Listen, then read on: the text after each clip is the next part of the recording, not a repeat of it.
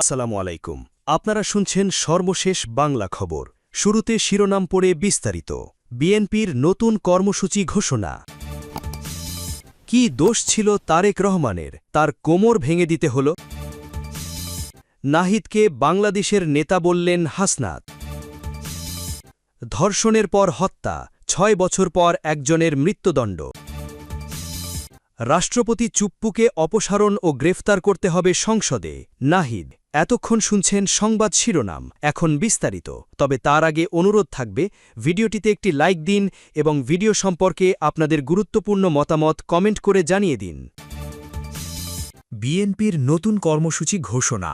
BNP আন্তর্জাতিক শ্রমিক দিবস উপলক্ষে শুক্রবার ১ মে নয়াপল্টনে সমাবেশের ঘোষণা দিয়েছে।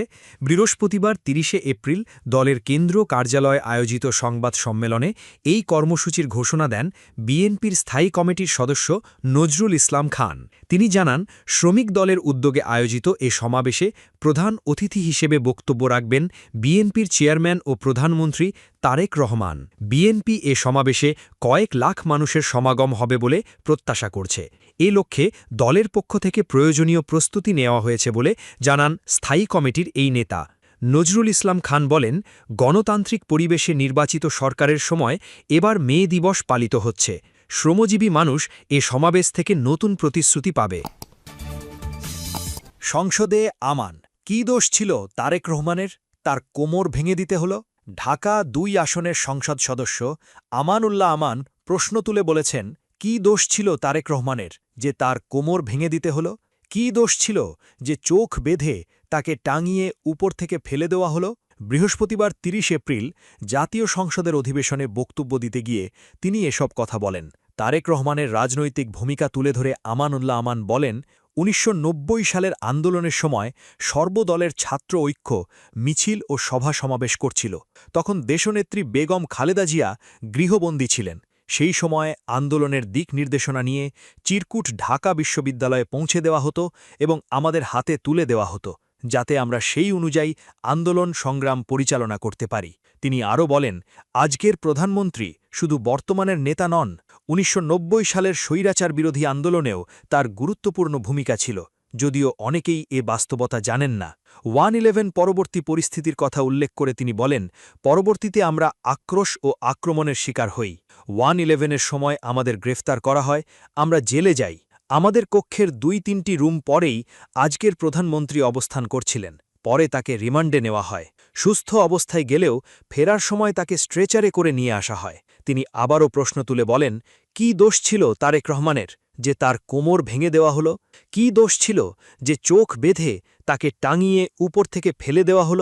দেশের বাইরে থেকেও তারেক রহমানের রাজনৈতিক সক্রিয়তার প্রসঙ্গে তিনি বলেন, পরবর্তীতে তিনি বিদেশে চিকিৎসাধীন অবস্থায় থেকেও বাংলাদেশের রাজনীতিতে সক্রিয় ছিলেন। গত ১৭ বছরের আন্দোলনে তিনি সেখান থেকেই নেতৃত্ব দিয়েছেন এবং আমাদের দিক নির্দেশনা দিয়েছেন। তিনি দাবি করেন, তার আহ্বান ছিল বিনা ভোটের এমপিদের সংসদ থেকে বের করে দিতে হবে। সেই আহ্বানকে সামনে রেখেই আমরা আন্দোলন চালিয়ে গেছি। আমরা বলেছি, অবৈধভাবে ক্ষমতায় থাকা সরকারকে বিদায় নিতে হবে এবং শেষ পর্যন্ত সেটিই হয়েছে। সংসদ ভবন আমান উল্লাহ আমান, প্রধানমন্ত্রী তারেক রহমান, বিএনপি। নাহিদকে বাংলাদেশের নেতা বললেন হাসনাত। জাতীয় নাগরিক পার্টির আহ্বায়ক ও বিরোধী দলীয় চিফ হুইপ নাহিদ ইসলামকে বাংলাদেশের নেতা বলে আখ্যা দেন দলটির দক্ষিণ অঞ্চলের মুখপত্র ও কুমিল্লা ৪ আসনের এমপি হাসনাত আবদুল্লাহ। বৃহস্পতিবার ৩০ এপ্রিল দুপুরে নিজের ভেরিফাইড ফেসবুক অ্যাকাউন্টে দেওয়া এক স্ট্যাটাসে এসব কথা বলেন। হাসনাত আবদুল্লাহ লেখেন, আমার নেতা, আমাদের নেতা, বাংলাদেশের নেতা নাহিদ ইসলাম। ওই পোস্ট দেওয়ার পরপরই তা সামাজিক যোগাযোগ মাধ্যমে ছড়িয়ে পড়ে। এর কয়েক ঘণ্টা পর সংসদে নাহিদের দেওয়া একটি বক্তব্যের ভিডিও প্রকাশ করে একই ক্যাপশন লেখেন হাসনাত। ওই ভিডিওতে দেখা যায় সংসদে বক্তব্য দিচ্ছেন নাহিদ ইসলাম। ৩৩ মিনিটের সেই ভিডিও ইতোমধ্যে ভাইরাল হয়েছে এবং ২ লাখের বেশি লাইক পড়েছে। হাসনাত আবদুল্লাহ, নাহিদ ইসলাম। ধর্ষণের পর হত্যা, ৬ বছর পর একজনের মৃত্যুদণ্ডাদেশ। কুমিল্লার বুড়িচংয়ে ধর্ষণের পর শিশু হত্যার দায়ে ময়নাল হোসেন নামের একজনকে মৃত্যুদণ্ডাদেশ দিয়েছেন আদালত। বৃহস্পতিবার দুপুরে নারী শিশু ট্রাইব্যুনাল আদালতের বিচারক আব্দুল হান্নান এ রায় দেন। দীর্ঘ প্রায় ৬ বছর পর ১৭ জন সাক্ষীর সাক্ষ্য গ্রহণ শেষে এ রায় দেওয়া হয়। দণ্ডপ্রাপ্ত আসামি ময়নাল হোসেন বুড়িচং উপজেলার ভারেল্লা গ্রামের প্রয়াত খোরশেদ আলমের ছেলে। এ মামলার অপর এক আসামি নাবালক হওয়ায় তার বিচার শিশু আদালতে চলমান রয়েছে বলে জানিয়েছেন রাষ্ট্রপক্ষের আইনজীবী। মামলা সূত্রে জানা যায় ২০২১ সালের ২০ মে বুড়িচং উপজেলার ভারেল্লা গ্রামের ওই শিশু শিক্ষার্থী নিখোঁজ হয়। পরদিন তার মা বুড়িচং থানায় একটি সাধারণ ডায়েরি করেন। এদিকে আসামি ময়নাল হোসেন ওই শিশুকে ধর্ষণ শেষে হত্যা করে পলিথিনে প্যাঁচিয়ে লাশ টয়লেটের ট্যাঙ্কে লুকিয়ে রাখে। পরে শিশুটির মরদেহ উদ্ধার হলে ঘটনায় এলাকায় ব্যাপক চাঞ্চল্যের সৃষ্টি হয়।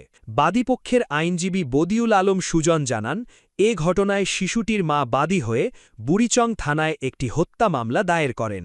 তদন্ত শেষে পুলিশ ময়নাল হোসেন সহ দুজনকে অভিযুক্ত করে আদালতে চার্জশিট দাখিল করেন। মামলার সাক্ষ্য প্রমাণে অভিযোগ প্রমাণিত হওয়ায় আদালত প্রধান আসামিকে মৃত্যুদণ্ড প্রদান করেছেন। তিনি এ রায়ে সন্তোষ প্রকাশ করেন। রায় ঘোষণার পর নিহত শিশুর মা পারভিন আক্তার শারমিন বলেন, দীর্ঘ অপেক্ষার পর বিচার পেয়েছি। আদালতের রায়ে আমি সন্তুষ্ট। কুমিল্লা। রাষ্ট্রপতি চুপ্পুকে অপসারণ ও গ্রেপ্তার করতে হবে সংসদে নাহিদ। রাষ্ট্রপতি মোহাম্মদ সাহাবুদ্দিন চুপ্পুর অপসারণ ও তাকে গ্রেপ্তারের দাবি জানিয়েছেন বিরোধী দলীয় চিফ হুইপ নাহিদ। তিনি বলেন, এই রাষ্ট্রপতির বঙ্গভবনে থাকার বা সংসদে বক্তব্য দেওয়ার কোনো নৈতিক অধিকার নেই। বৃহস্পতিবার ৩০ এপ্রিল জাতীয় সংসদের অধিবেশনে রাষ্ট্রপতির ভাষণের ওপর ধন্যবাদ প্রস্তাবের আলোচনায় অংশ নিয়ে তিনি এসব কথা বলেন। এ সময় সংসদে সভাপতিত্ব করেন deputy speaker barrister Kaiser Kamal. Nahid Islam বলেন, রাষ্ট্রপতির বক্তব্য আমি শুনিও নাই, পড়িও নাই এবং সেই বক্তব্য দেওয়ার সুযোগ করে দেওয়াকে আমরা প্রত্যাখ্যান জানিয়েছিলাম। আমরা খুব স্পষ্টভাবে বলেছিলাম যে এই রাষ্ট্রপতির অপসারণ প্রয়োজন, তাকে গ্রেপ্তার করা প্রয়োজন। এই রাষ্ট্রপতির আর কোনো অধিকার নেই বঙ্গভবনে থাকার, এখানে এসে বক্তব্য দেওয়ার।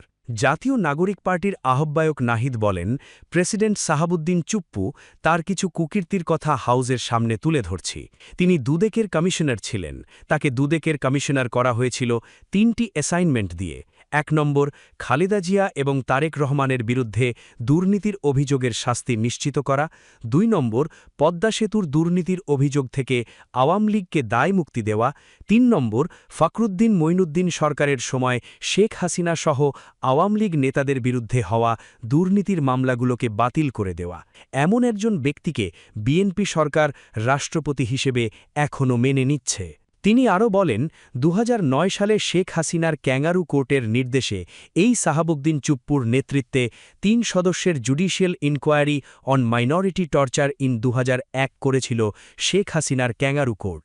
এই প্রতিবেদন অনুসারে বিএনপির ২৬,০০০ বিএনপি নেতাকর্মীকে ২০০১ সালে ক্ষমতায় এসে কয়েক হাজার হিন্দুকে তারা হত্যা করেছিল, এজন্য দায়ী করা হয়েছিল এবং আওয়ামী লীগ দেশে বিদেশে এই রিপোর্ট ফেরি করে তারা নিজেদের এখানে ক্ষমতায় থাকাকে পাকাপোক্ত করেছিল। এই রাষ্ট্রপতি চুপ্পু এস আলমের হাতে ইসলামী ব্যাংক তুলে দেওয়ার কারিগর। ২ কোটি আমানতকারীকে পথে বসিয়েছেন এবং জুলাই গণহত্যার সময় তার ভূমিকা, ফ্যাসিবাদের সঙ্গে তার সংশ্লিষ্টতা সবকিছু আমরা জানি। আমাদের দুর্ভাগ্য, এই দুর্নীতিবাজ, অপদার্থ, মিথ্যুক, গণহত্যার দোসর এখনও বাংলাদেশের রাষ্ট্রপতি। নাহিদ ইসলাম বলেন, প্রেসিডেন্ট সাহাবুদ্দিন চুপ্পু দুদকের কমিশনার থাকাকালীন ফরমায়েশি রায় দিয়েছেন। তিনি ইসলামী ব্যাংক লুণ্ঠনের কারিগর এবং জুলাই গণহত্যার দোসর। এই অপদার্থ ও মিথ্যুক রাষ্ট্রপতিকে আমরা প্রত্যাখ্যান করছি। তিনি বলেন, জুলাই গণ অভ্যুত্থানের পর ছাত্ররা রাষ্ট্রপতির অপসারণ চেয়েছিল, কিন্তু বিএনপি তখন সাংবিধানিক ধারাবাহিকতার দোহাই দিয়ে তার পক্ষে দাঁড়িয়েছিল। এখন তো নির্বাচিত সরকার, এখন কেন তাকে পরিবর্তন করা হচ্ছে না?